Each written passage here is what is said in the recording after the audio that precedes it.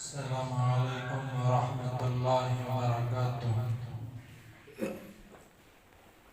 الحمد للہ الواحد المتوحد بالوحدانیت هو اللہ، الفرد المتفرد بالفردانیت هو اللہ، العزیز المتعزز بالعزت هو اللہ، القدیر المقتدر بالقدرت هو اللہ، قبل كل شيء هو الله، بعد كل شيء هو الله، الأول هو الله، والآخر هو الله، الظاهر هو الله، والباطن هو الله، أول الأولين هو الله، آخر الآخرين هو الله.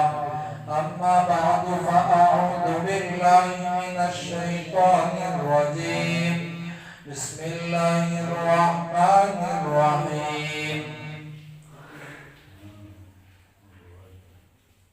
لن ينال الله لحومها ولا دماؤها ولكن يناله التقوى منكم.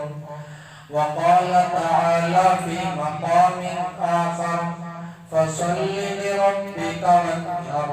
وقال تعالى في مقام آخر يا بني إني أرى في المنام أني أذبحك فانظر ماذا ترى. قال يا أبت افعل ما تؤمر ستجدني إن شاء الله من الصابرين. صدق الله العظيم. وقال النبي صلى الله عليه وسلم سنة أبيكم إبراهيم. وقال النبي صلى الله عليه وسلم بلغوا عني ولو آية، أو كما قال عليه الصلاة والسلام. اللهم صل على محمد وعلى آل محمد كما صليت على إبراهيم وعلى آل إبراهيم إنك حميد مجيد. اللهم بارك على محمد وعلى آل محمد كما باركت على إبراهيم وعلى آل إبراهيم إنك حميد مجيد. محترم سامعین، برادران عزیز، ہم سب کے علم میں یہ بات ہے کہ یہ ذی الحجہ کا مہینہ چل رہا ہے، اور ذی الحجہ کے پہلے 10 دن بڑی فضیلت اور بڑی اہمیت والے ہیں۔ تو ان 10 دنوں کی فضیلت کے تعلق سے میں نے گزشتہ جمعہ بھی عرض کیا تھا، آج بھی مجھے اس عنوان پر عرض کرنا پڑ رہا ہے کہ یہ 10 دن بڑی فضیلت اور اہمیت والے ہیں۔ آج ذی الحجہ کی 4 تاریخ ہے اور ابھی کچھ دن بچے ہیں جن دنوں کے اندر ہم عبادتیں کر سکتے ہیں۔ اب اس تعلق سے گزشتہ جمعہ بھی عرض کیا تھا کہ اس دن میں 1 روزہ رکھیں گے تو 1 روزے کا ثواب 1 سال کے روزوں کے برابر، اور اگر ان راتوں میں 1 رات کا قیام کریں گے، اللہ کی عبادت کریں گے، تو 1 رات میں عبادت کرنا گویا لیلۃ القدر میں عبادت کرنے کے برابر ثواب رکھتا ہے۔ تو اس لیے اب جو بچے کچھ دن رہ گئے ہیں ان میں ہم عبادت ضرور کریں، اس لیے کہ فقہاء نے فرمایا کہ رمضان المبارک کے دنوں اور راتوں کے بعد اگر کوئی دن سال بھر میں فضیلت و اہمیت رکھتے ہیں تو یہی ذی الحجہ کے پہلے 10 دن اور پہلی 10 راتیں اہمیت رکھتی ہیں۔ تو ضائع ہونے نہ دیں، بلکہ ان دنوں کو اپنے آپ کو عبادت میں مشغول رکھیں۔ تو بہرکیف آج اس مختصر وقت میں ضروری باتیں عرض کرنی ہے۔ ان میں سے ایک بات 9 عرفہ کے روزے کے تعلق سے بھی عرض کرنی ہے، دوسری بات تکبیرات تشریف کے تعلق سے بھی عرض کرنی ہے، اور تیسری بات عید الاضحیٰ کی رات میں قیام کرنا، عبادت کرنا، اس تعلق سے بھی عرض کرنی ہے، اور چوتھی بات قربانی کتنی بڑی فضیلت والی چیز ہے، اس تعلق سے بھی عرض کرنی ہے۔ پانچویں چیز عید کی نماز ہم عیدگاہ میں پڑھیں، اس کی فضیلت کتنی بڑی ہے، اس تعلق سے عرض کرنا ہے۔ تو مختصر وقت ہے، انشاءاللہ مختصر طریقے سے باتیں بتائی جائیں گی۔ سب سے پہلے قربانی کی اہمیت کیا ہوتی ہے، اسے سمجھنا ضروری ہے، اس لیے کہ احادیث کے اندر قربانی کی بہت بڑی فضیلت آ کر ہے۔ یہ قربانی صرف اس امت کو نہیں ملی بلکہ پچھلی امتوں میں بھی تھی۔ حضرت آدم علیہ السلام کے بیٹے حابیل اور قابیل، ان دونوں کے درمیان میں کچھ اونچ نیچ ہوئی تھی، یہ واقعہ الگ ہے۔ ان کے دور میں بھی قربانی ہوئی تھی، جس کے تعلق سے ذکر ہے قرآن کے اندر فَتُقُبِّلَ مِنْ أَحَدِهِمَا وَلَمْ يُتَقَبَّلْ مِنَ الْآخَرِ، اس میں سے ایک نے قربانی دی اور دوسرے کی قربانی کو قبول نہیں کیا گیا۔ تو اس سے ہمیں پتہ چلتا ہے کہ آدم علیہ السلام کی جو شروع کی اولاد تھی ان میں بھی قربانی تھی۔ بعد میں حضرت ابراہیم علیہ السلام کا جو واقعہ مشہور ہے، ہم اس واقعے کو جانتے ہیں، قرآن بھی بیان کرتا ہے یا بنی انی ارا فی المنام انی اذبحک فانظر ماذا تری۔ حضرت ابراہیم کو خواب میں دکھلایا گیا تھا کہ حضرت ابراہیم اسماعیل کو ذبح کر رہے ہیں۔ اب دیکھیں، اگر اللہ چاہتے تو وحی کے ذریعے سے بھی حکم فرماتے، جبرائیل آتے، حضرت ابراہیم کو بتاتے کہ اللہ کا یہ حکم ہے، مگر خواب کے ذریعے سے دکھایا گیا۔ تو یہ انبیاء کا خواب بھی وحی کے مانند ہوا کرتا ہے۔ اب بعض چیزیں شریعت کے اندر ایسی ہیں، میں نے گزشتہ بھی عرض کیا، جو ہماری عقل میں نہیں آتی مگر اس پر عمل ضروری ہوتا ہے۔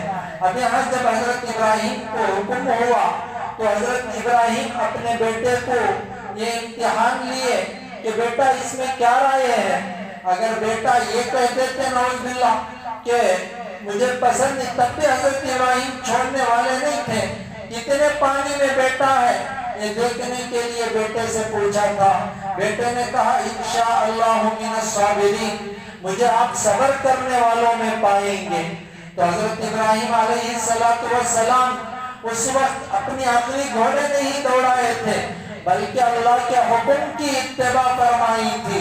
اب شریعت کے اندر دیکھیں یہ بات بھی ضروری ہے کہ ہم جیسا چاہیں شریعت کو ایسا استعمال نہیں کرنا بلکہ ہم اپنے آپ کو شریعت کے حوالے کر دیں، یہ شریعت چاہتی ہے۔ بعض چیزیں عقل کے خلاف ہیں تب بھی اس پر عمل ضروری ہوتا ہے۔ حضرت ابراہیم علیہ السلام نے یہ نہیں سوچا کہ ایک انسان اور وہ بھی لاڈیلا بیٹا، اسے میں ذبح کر دوں، یہ بات حضرت ابراہیم علیہ السلام نے نہیں سوچی بلکہ فوراً اللہ کے حکم کو بجا لایا۔ تو شریعت بعض چیزیں ایسی ہیں جو ہمارے دماغ میں نہیں آتی اور ہمارے عقل کے خلاف ہیں مگر شریعت کا حکم ہوتا ہے، اس پر عمل ضروری ہوتا ہے۔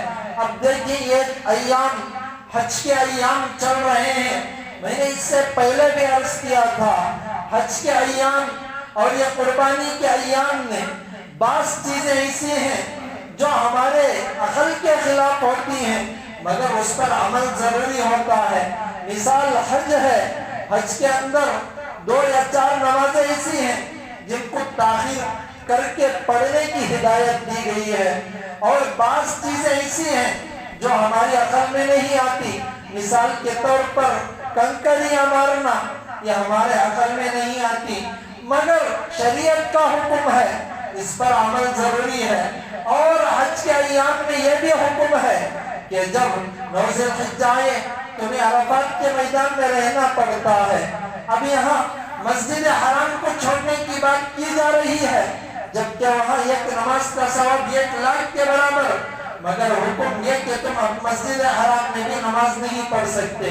تمہیں نماز پڑھنا ہے تو عرفات کو جانا پڑے گا، وہاں جا کر نماز پڑھنا پڑے گا، وہاں تمہیں قیام کرنا پڑے گا۔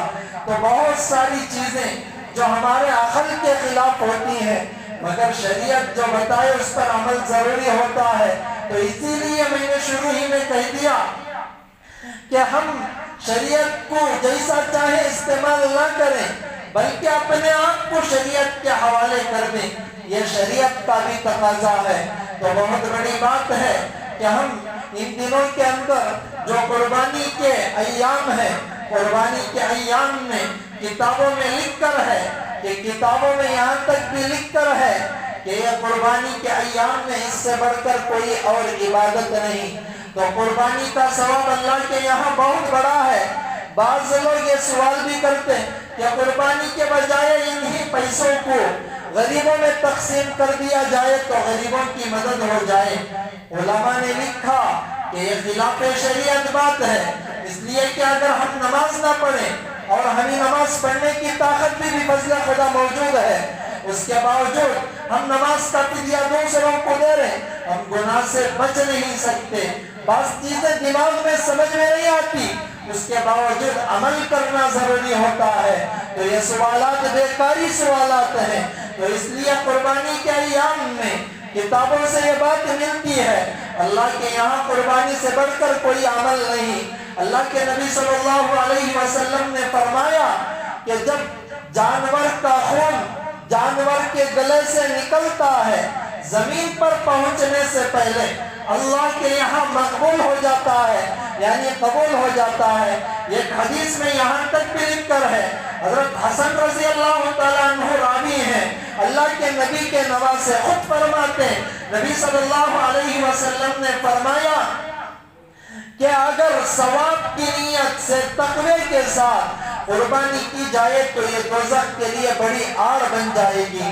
حضرت فاطمہ سے اللہ کے نبی نے فرمایا، فاطمہ اٹھ، جب تیرا جانور ذبح ہو تو ذبح ہوتے وقت تو سامنے کھڑی ہو اور تیرا جانور تیرے سامنے ذبح ہو، اور جب جانور ذبح ہوگا تو ذبح ہونے کے وقت، قربانی کرنے کے وقت جانور کے بدن پر جتنے بال ہوں گے اتنی نیکیاں اللہ کی طرف سے ملیں گی۔ اب دیکھیں یہاں بھی اللہ کے نبی نے قربانی کی ترغیب دی ہماری بہن فاطمہ کو کہ تم قربانی ضرور کرنا۔ فقہاء نے البتہ یہاں ایک مسئلہ بیان کیا کہ اگر محرم ہو اور وہاں قربانی ہو رہی ہو تو اس وقت آ کر عورتیں کھڑ سکتی ہیں، اگر بے پردگی کا احتمال ہو تو بہتر ہے کہ عورتیں نہ آئیں، ایسے ہی جانور ذبح کر دیے جائیں۔ مگر بات اس میں یہ ہے کہ قربانی کی اہمیت کو بتلانا اللہ کا مقصود تھا۔ اللہ کے نبی صلی اللہ علیہ وسلم کا ایک فرمان یہاں تک بھی نقل کیا گیا ہے کہ اگر کوئی جانور ذبح کرتا ہے تو جانور کے بدن پر جتنے بال ہوتے ہیں اللہ تبارک و تعالیٰ اتنے گناہ کو معاف فرما دیتے ہیں۔ تو گویا اس کی ترغیب شریعت نے دی، ہمارے نبی صلی اللہ علیہ وسلم نے دی، اور حدیث میں یہ بات بھی ہے، اللہ کے نبی مدینے کے اندر 10 سال تک قیام فرمایا، تو 10 سال تک ایک سال بھی چھوڑے بغیر اللہ کے نبی نے قربانی کو دی۔ اور حدیث میں یہ بات بھی مل کر ہے، اللہ کے نبی بہت سارے اونٹوں کی قربانی دی تھی۔ تو قربانی بڑی چیز ہے، اس کی فضیلت، اس کی اہمیت کو سمجھنا ہے، اور اگر کوئی عذر لائق ہو تو عذر کے وقت عذر قابل قبول ہے، مگر اللہ تبارک و تعالیٰ نے جسے سہولت دی ہے اس پر یہ چیز ضروری ہو جاتی ہے۔ حدیث میں ہے اگر اللہ نے کسی کو استطاعت دی تھی قربانی کی، اس کے پاس اتنا مال میسر تھا کہ وہ آسانی سے قربانی دے سکتا تھا، اس کے باوجود اس نے قربانی نہیں دی، تو اللہ کے نبی نے فرمایا کہ وہ ہماری عیدگاہ کے قریب بھی نہ آئے۔ یہاں اللہ کے نبی نے عیدگاہ تک کا لفظ استعمال نہیں فرمایا، بلکہ عیدگاہ کے قریب کا لفظ استعمال فرما کر فرمایا کہ دیکھو اتنی دور ہو جاؤ کہ تمہیں عیدگاہ بھی نظر نہ آئے۔ تو یہاں اہمیت بتلانا تھا امت کو کہ امت اگر کوئی عذر ہو تو تب عذر قابل قبول ہوگا، مگر معمولی بہانے سے تم اگر قربانی نہ دے تو تمہارے لیے یہ وعیدیں بھی ہیں۔ اللہ کے نبی صلی اللہ علیہ وسلم نے ناراضگی کا اظہار بھی فرمایا۔ ایسے تو ہم واقعات سنتے ہیں، اللہ کے نبی کے اندر معافی کا مادہ کوٹ کوٹ کر بھرا ہوا تھا، اور اللہ کے نبی بڑے رحم دل تھے، جب کوئی تکلیف دیتا معاف فرما دیتے، مگر قربانی کے تعلق سے اپنی امت ہی کو فرما رہے ہیں کہ تم عیدگاہ کے قریب بھی نہ آؤ۔ تو اس سے امت کو تنبیہ ہے کہ امت تمہارے اوپر کچھ حالات بھی آئے تب بھی تم قربانی ضرور کیا کرو۔ تو اس لیے ساتھیوں، اللہ نے اگر کسی پر ضروری کیا ہے تو بڑی بات یہ ہے کہ وہ قربانی کو ضرور دیا کریں۔ اب یہ ایام چل رہے ہیں، یہ ایام بڑی اہمیت کے حامل ہیں۔ ان ایام کے اندر اپنے اوقات کو ضائع کیے بغیر ہمیں عبادتوں میں مشغول رہنا ہے۔ تو میں نے شروع ہی میں عرض کیا تھا، مختصر وقت ہے، بہت ساری چیزیں بتانی ہے، تو ان میں سے ایک عنوان یہ بھی تھا کہ اب آنے والا چہارشنبہ ہمارے لیے 9 عرفات کا دن ہوگا۔ 9 عرفہ اسی دن ہے، تو اس دن کی اہمیت کے تعلق سے، اس دن کی روزے کے تعلق سے ہمارے نبی صلی اللہ علیہ وسلم نے فرمایا کہ اگر کوئی 9 عرفہ کو روزہ رکھتا ہے تو اللہ کے نبی فرما رہے ہیں تو اس کے پچھلے اور آگے 2 سال کے گناہ کو اللہ تبارک و تعالیٰ معاف فرما دیتے ہیں۔ اور بڑی بات یہ ہے کہ یہ روزہ بڑی اہمیت کا حامل ہے، اس لیے کہ حاجی حضرات 9 عرفات کو عرفات کے اندر جب رکتے ہیں تو یہ حج کا ایک عظیم الشان رکن ہے۔ اگر کوئی اور میدان عرفات کو نہ جائے حاجیوں میں سے تو اس کا حج ہی قبول نہ ہوگا۔ تو یہ دن بڑی اہمیت کا حامل ہے، تو اس دن عبادت کے اندر مشغول رہیں، اور بڑی بات یہ ہے کہ اس دن روزہ بھی رکھیں۔ اور جب 9 عرفات کا دن آئے تو اللہ کے نبی صلی اللہ علیہ وسلم سے یہ بات بھی ثابت ہے کہ جب تم فجر کی نماز پڑھو تو فجر کی نماز 9 ذی الحجہ کی 9 سے لے کر 13 ذی الحجہ کے عصر تک تکبیرات تشریق بلند آواز سے پڑھنا ضروری ہے۔ اور علماء نے، فقہا نے یہاں تک بھی لکھا کہ جب تم تکبیرات تشریق پڑھو تو تکبیرات تشریق کو متوسط بلند آواز سے پڑھنا واجب ہے۔ اور فقہا یہاں تک بھی لکھتے ہیں کہ اگر کوئی آہستہ سے پڑھ رہا ہو تو یہ آہستہ سے پڑھنا یہ خلاف سنت ہے، سنت کے خلاف ہے۔ اب اس بات کو غور سے سنیں، ہمارے یہاں الٹی گنگا بہتی ہے، ہمیں سمجھنا چاہیے کہ جس چیز میں بلند آواز سے کرنے کا کام اللہ کے نبی سے ترغیب آئی ہے تو اس میں ضروری بات یہ ہے کہ بلند آواز سے کیا جائے، اور جس میں آہستہ سے کرنے کی ترغیب آئی ہے اس میں آہستہ سے کیا جائے۔ اب دیکھیں، اللہ کے نبی صلی اللہ علیہ وسلم سے جب یہ بات ثابت ہے کہ بلند آواز سے پڑھا جائے تو بلند آواز سے پڑھنا ضروری ہے۔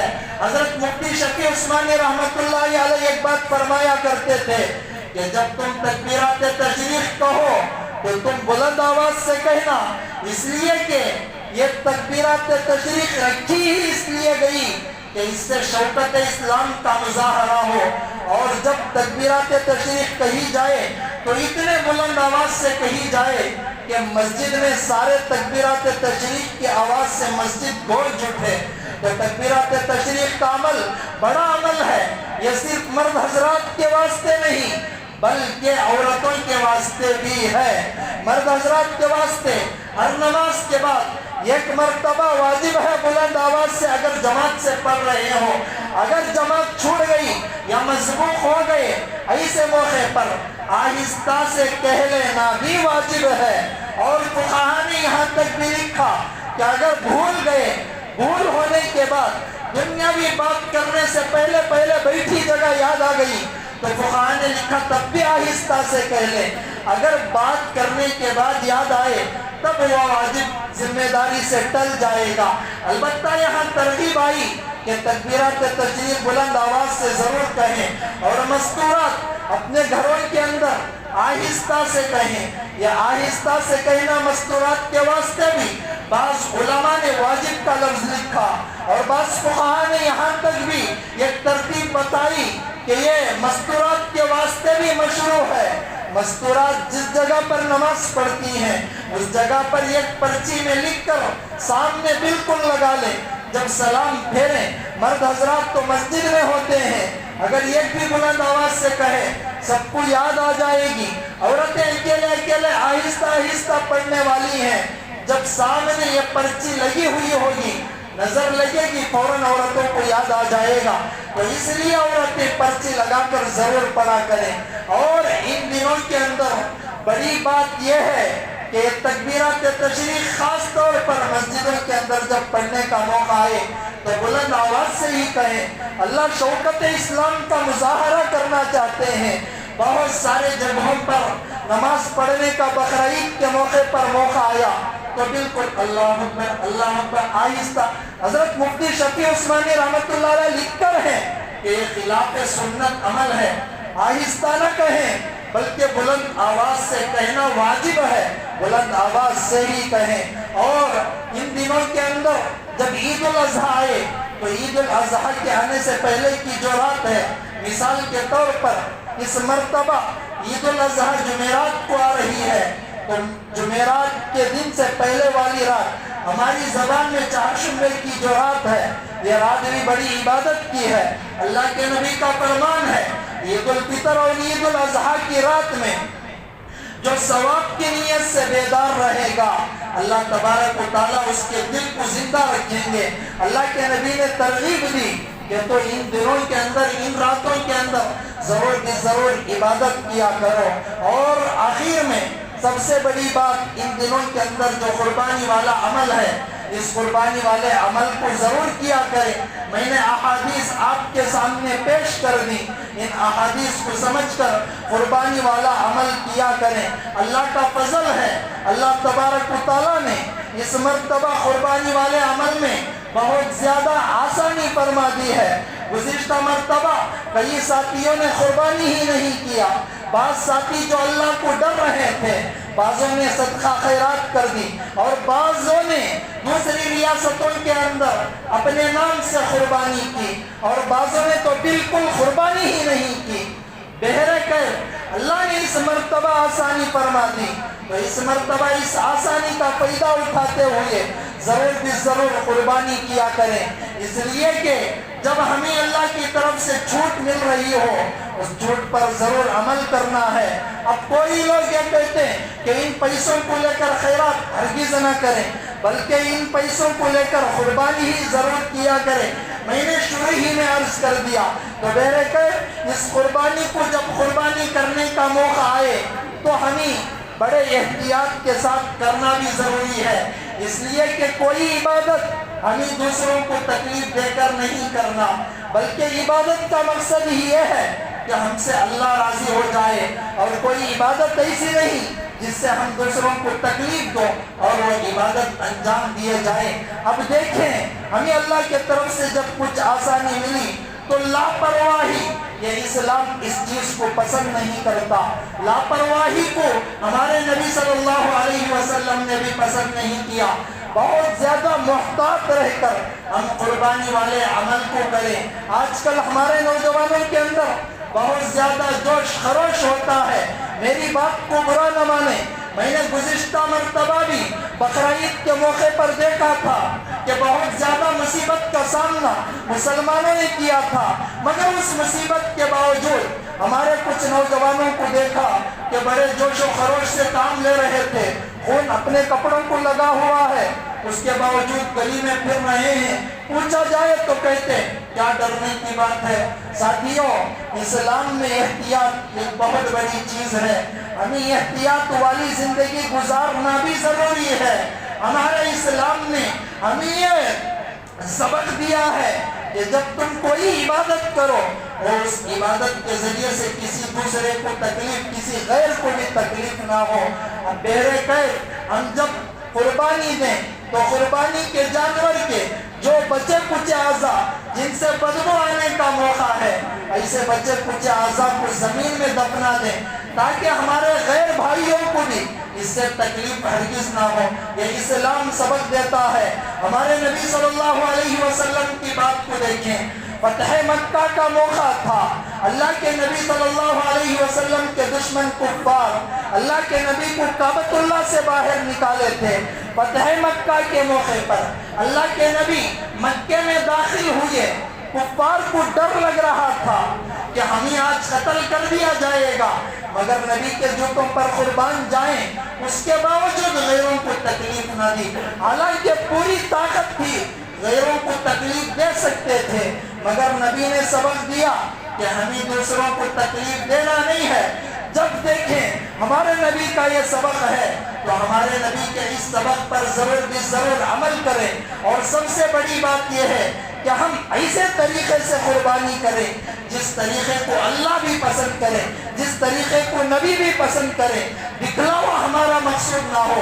اسی بات کو رکھ کر اللہ نے قرآن میں فرما دیا لَن يَنَالَ اللَّهَ لُحُومُهَا وَلَا دِمَاؤُهَا، اللہ کے پاس تمہارا خون بھی نہیں پہنچتا، اللہ کے پاس تمہارا گوشت بھی نہیں پہنچتا، وَلَكِنْ يَنَالُهُ التَّقْوَىٰ مِنكُمْ، اگر اللہ کے پاس پہنچتا ہے تو یہ تمہارا تقویٰ پہنچتا ہے۔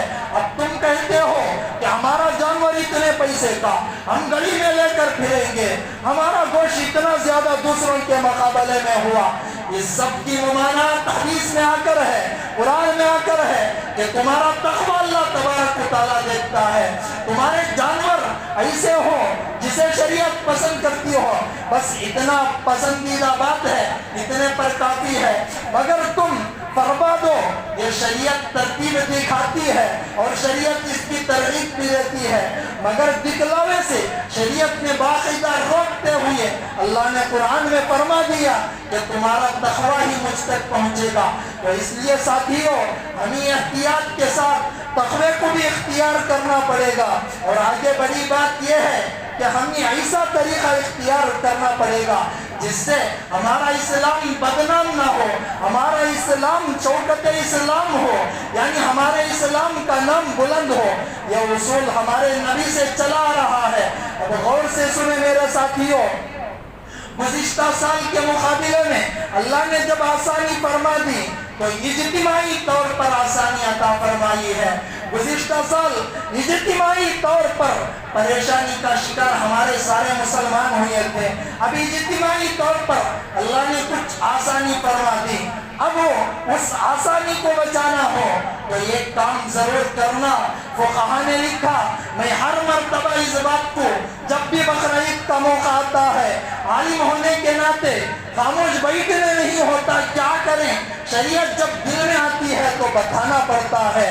اب دیکھیں ایک سنت جو عیدگاہ میں نماز پڑھنے کی تھی، یہ سنت کئی سالوں سے چھوٹ رہی تھی اور چھوٹ رہی ہے، یہ اجتماعی سنت تھی۔ غالباً حضرت اسماعیل صاحب قبلہ دامت برکاتہم نے یہ بات ارشاد فرمائی کہ امت پر جو اس وقت اجتماعی پریشانیاں آ رہی ہیں اس کا نتیجہ یہ بڑا یہ بھی ہے کہ امت اس وقت عید کی نماز مسجدوں میں ادا کر رہی ہے۔